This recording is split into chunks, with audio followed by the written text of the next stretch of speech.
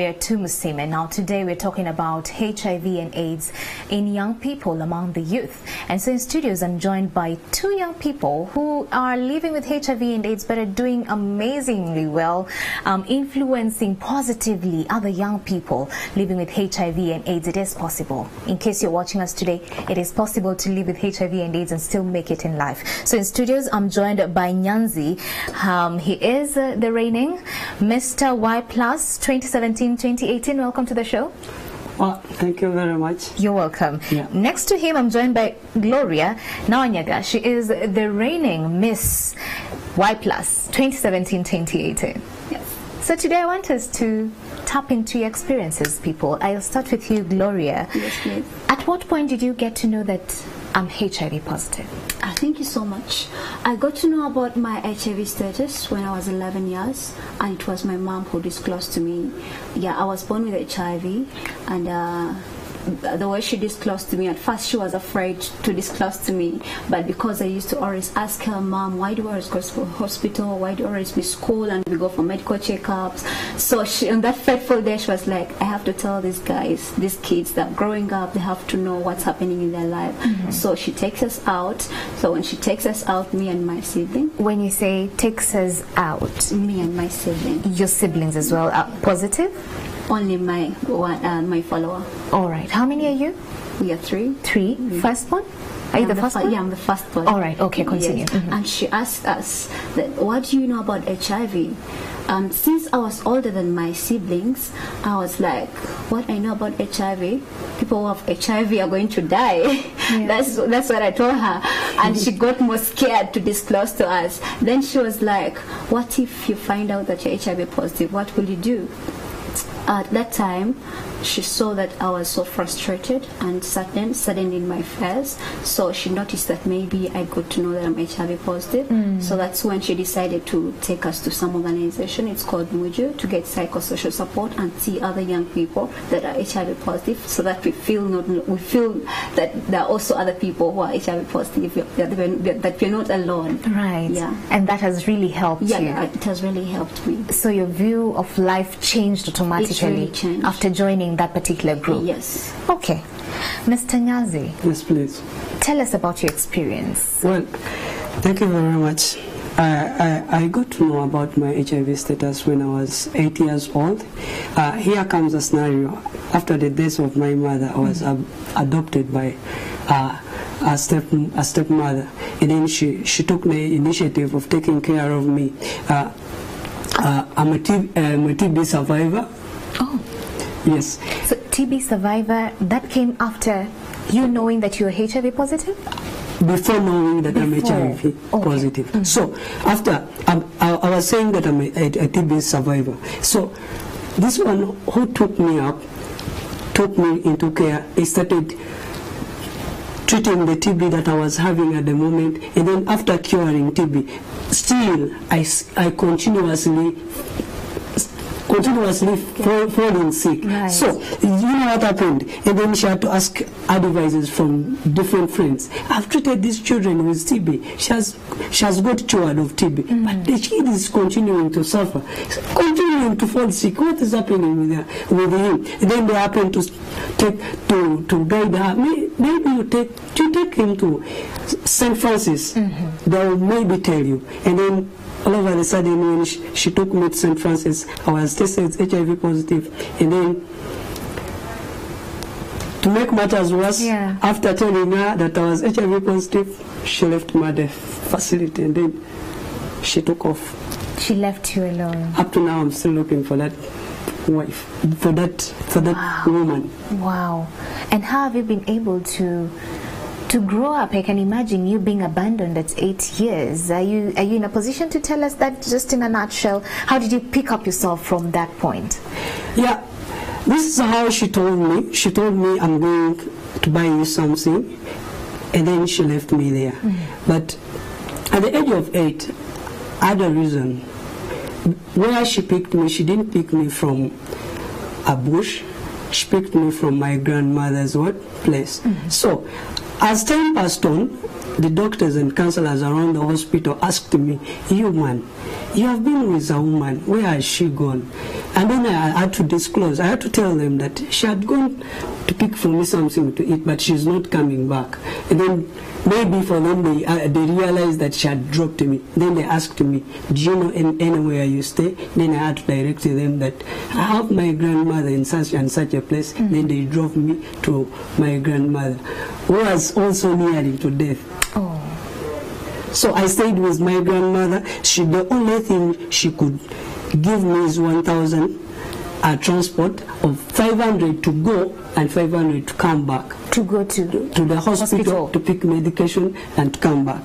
So at that age I was disclosed, I was told I was HIV positive. So I took it for granted. I thought it's something that could go away, or all of a sudden, or one moment it could go away. Yeah. So it didn't take anything away from me. They told me you'll be taking this medicine every day. So I started taking medicine. So you started on treatment. Yeah. Oh, okay. For you, Gloria, yes. I know at that point when you joined this particular group, your life changed. Changed. But at that point, the two of you had to go through school.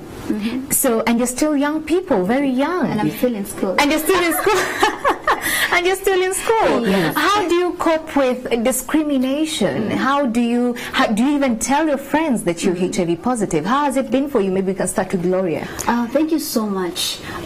Stigma and discrimination has been one of the challenges I've faced, and one of the ways, or the most powerful weapon I've used to fight stigma, is accepting myself, believing in myself, appreciating myself, that yes, I have HIV, what's next? Should I kill myself?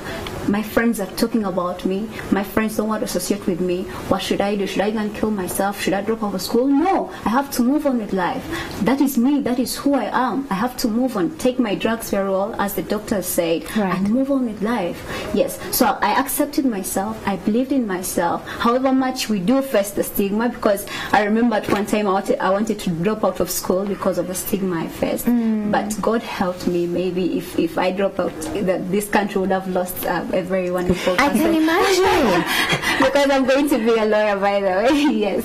So yay! Congratulations. Thank you. And do you ever stand out and tell people, you know what, guys, as beautiful as I am positive? Do you come out strongly to declare your stand and to tell people about your status? Yes, thank you so much. Ever since I won the crown, or I joined the beauty pageant, I disclosed to the whole world. It was after that? Yes, after that. Okay. My friends know about my status, my family members know about my status, everyone knows about my status.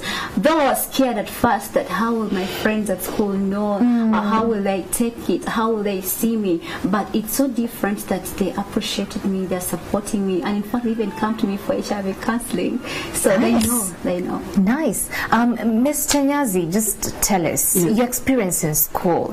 For you it was harder. Gloria had a smooth, quote-unquote time compared to yours. I can imagine you being under the care of your old Jaja, having to go at the age of 8 to hospital and back just for drugs. Exactly. In a rural setting. Now you're joining school. How was it for you? It was kind of technical, because I used to miss schools. I used to go to schools. At times I miss, or at times I go to school and then I'm like, oh my God, this is my day for picking my medication. And then I ask for excuses to move out, and then I go. But all of a sudden, because I had that zone in me that I'm strong. So I used to tell people I feel comfortable with around me what happened with me. So I used to tell people unknowingly that I'm HIV positive. So these teachers could take care of me to the extent that some of them could remind me even. Wow. So that's how I maneuvered. But however, somehow it deteriorated when it comes to high school, you know. I can imagine. High school is brutal. You know, when life comes to high school, when it comes to high school, here comes in that the organization, by like taking a little bit back, behind. after my primary 7, I had to lose my grandmother as well. She also Sorry for that. passed away, and then I had to join another family. That was my uncle, a maternal one, and then somewhere around there he also passed away, and then the organization that was giving me medication, that is St. Francis, had to take over me. And then they were like, no, you can't be moving every day from home to school. They were like, to join now boarding. Yeah. That's where the struggle came. So at first I used to take medicine. I used to tell these boys, you know what, you guys, I used to hide. And then I take. And then all of a sudden the boys wanted to know what I was taking. Then I told them, you know what, this is my medicine. When I don't take it, I'll die. I have to take every day. So in that process, these boys took it in a joker way. So I didn't know that it is going to cause good results to me, but again it caused good results. So what I did, what happened, to the extent that even when I could take while hiding, and they didn't see me, one could come and tell me, you man, you didn't take your medicine. Oh, wow. And yet you told us, when you don't take, you will die. And you don't want it to die. We don't want That's it a to good die. friend. Yeah. Because by the fact that I was a comedian and I was a comic, I used to make them laugh. So they loved me so much. In a joker, it saved me. That's how I survived. Interesting. And that, for you, I believe, was an angel just watching over you. Because the scenario was quite brutal compared to Gloria's, of course, for girls, you know. Now, Gloria, just tell us, now you are the reigning Miss 2017-2018, Miss actually Y+. Yes. How did you get to know about this particular institution that gives hope to the youth? And once you actually got that particular crown, how has it changed your life? Thank you so much. How I got to know about the Y+ beauty pageant, it was in 2015, and that's when I got to see one of the Y+ ambassadors in the newspaper.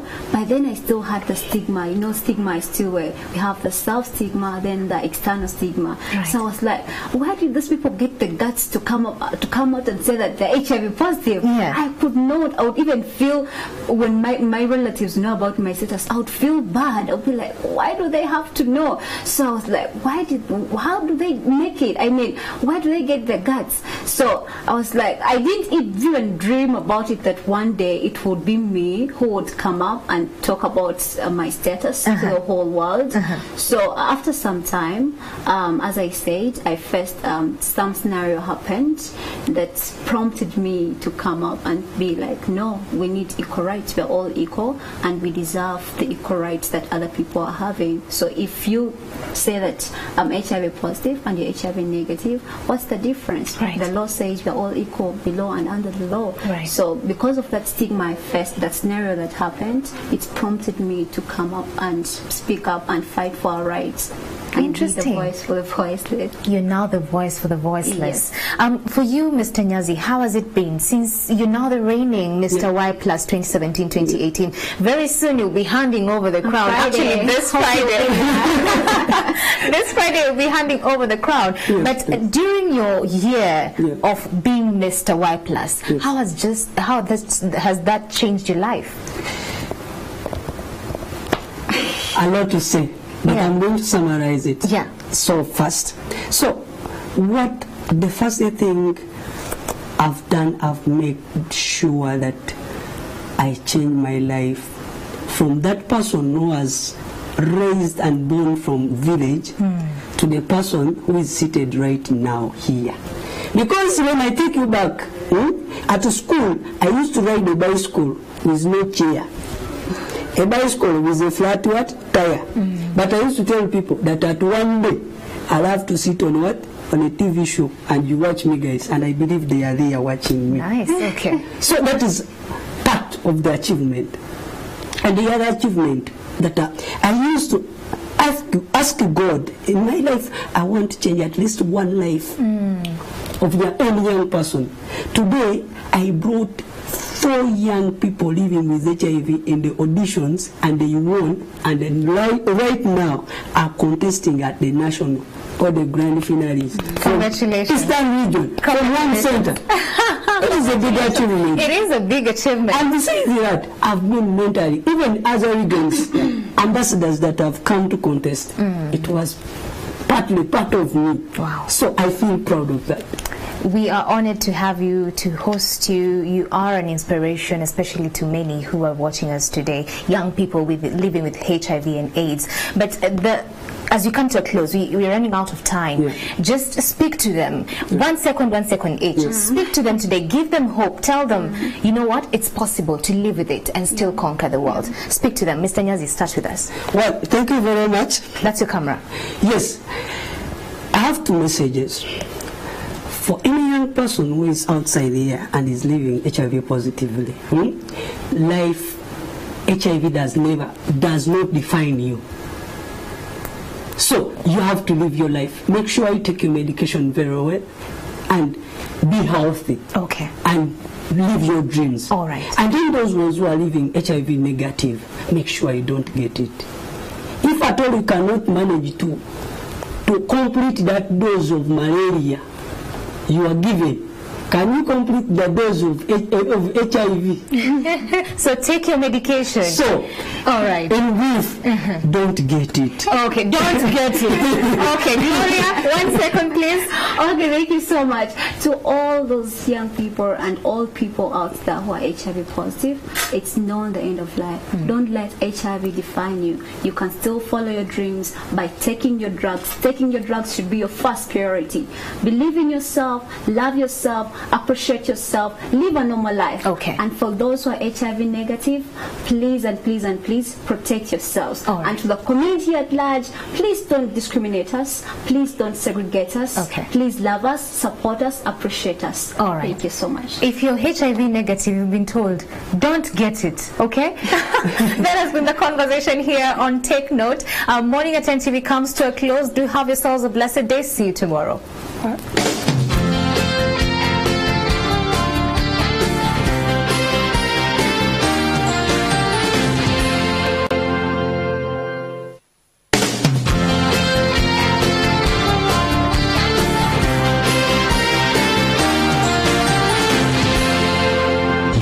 Watching Morning at NTV.